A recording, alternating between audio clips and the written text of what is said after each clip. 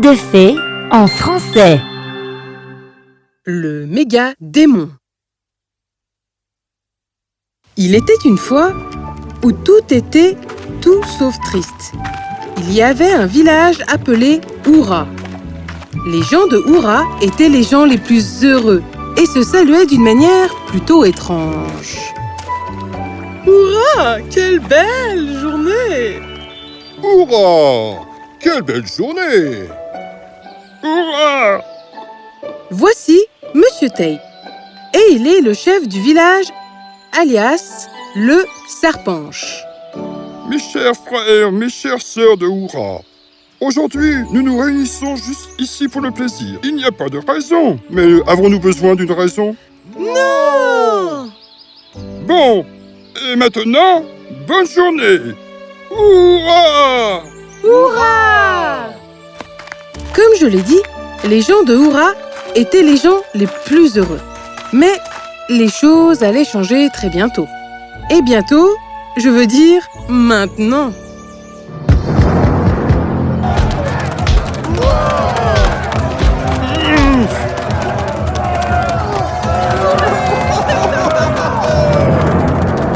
Écoutez-moi, vous les imbéciles. Je m'appelle Démon, et je suis l'être le plus puissant ici. Je viens d'un village lointain où il n'y a plus de nourriture pour moi. Donc, à partir de maintenant, je revendique ce village comme étant le mien. Qu'est-ce que vous voulez de nous? Une chèvre tous les jours, et le week-end, je veux des buffles. Alors, voyons si c'est bien compris. J'aimerais vérifier cette grotte là-bas. J'espère que le Wi-Fi fonctionne bien. Ça ne sert à rien. Je vais dans ma grotte. Envoyez-moi donc mon dîner. Salut! Maman, je ne sais pas si je devrais en avoir peur ou non. Il parle une langue qui est trempée dans le miel. De tels êtres, qu'ils soient démons ou non, sont toujours dangereux. Et donc, Oura est devenu... Oh non!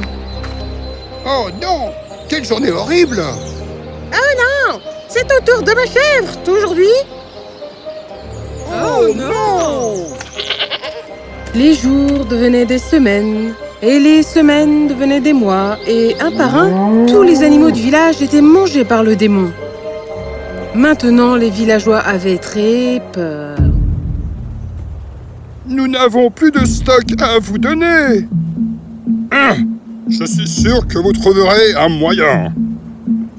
Vous ne comprenez pas. Tous les animaux. Écoutez-moi, vous. J'ai été très doux et très gentil avec vous. Mais maintenant, c'est fini. Vous m'apporterez ma nourriture. Sinon, ce sera vos enfants que je mangerai.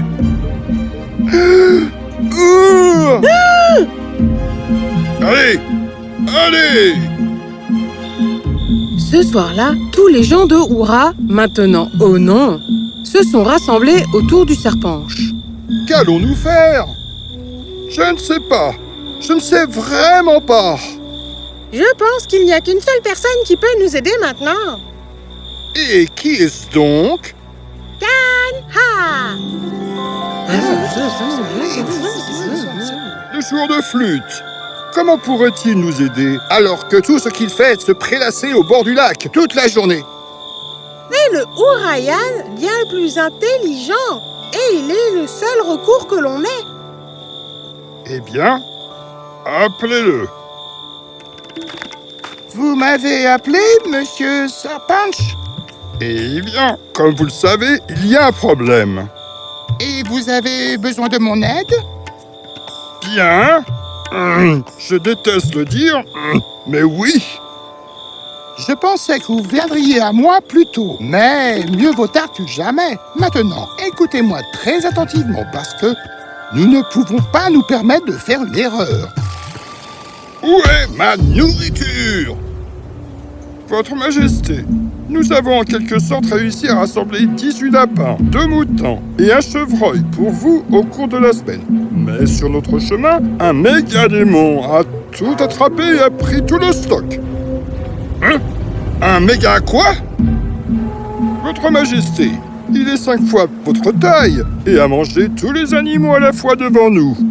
Il nous a dit qu'il était le nouveau dirigeant du village.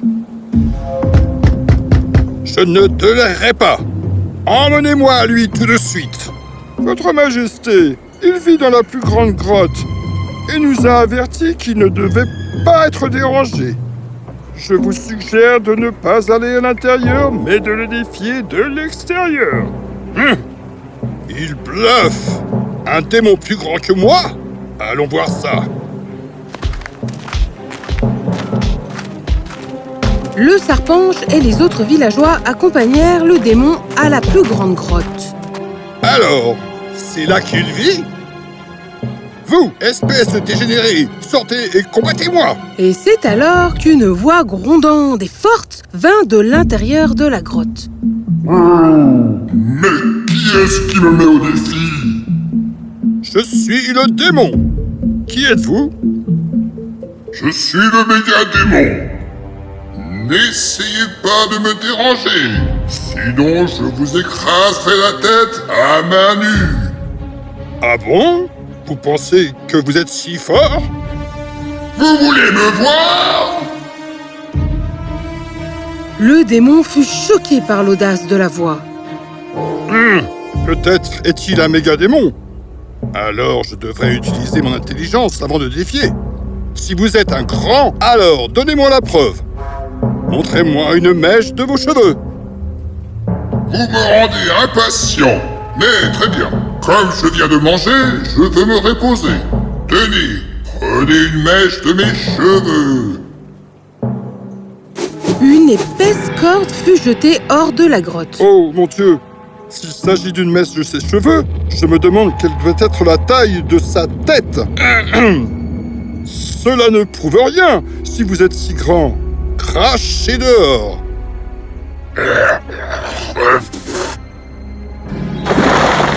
Et à cela, un morceau de chaux semi-humide fut jeté. Hein? Mon Dieu! Cela ne prouve rien. Ma patience s'épuise, démon. Ne me poussez pas! Eh bien, si vous êtes vraiment si grand, alors montrez-moi un morceau de votre ongle. Et à cela, la lame d'un outil fut projetée à l'extérieur et un rugissement fort fut entendu. Oh mon Dieu! Si ses ongles sont si gros, imaginez à quel point son corps doit être grand! Je ferais mieux de courir! Et ainsi, le démon terrifié s'enfuit, sans plus jamais se retourner. Les villageois applaudirent et sautèrent de joie. Kana sortit de la grotte. Les villageois le remercièrent et le Serpenche en fit son avocat. Quant au démon, il n'est jamais revenu. Kana, grâce à son intelligence, prouva que dans l'adversité, c'est bien l'esprit qui est le plus utile, bien plus que la force.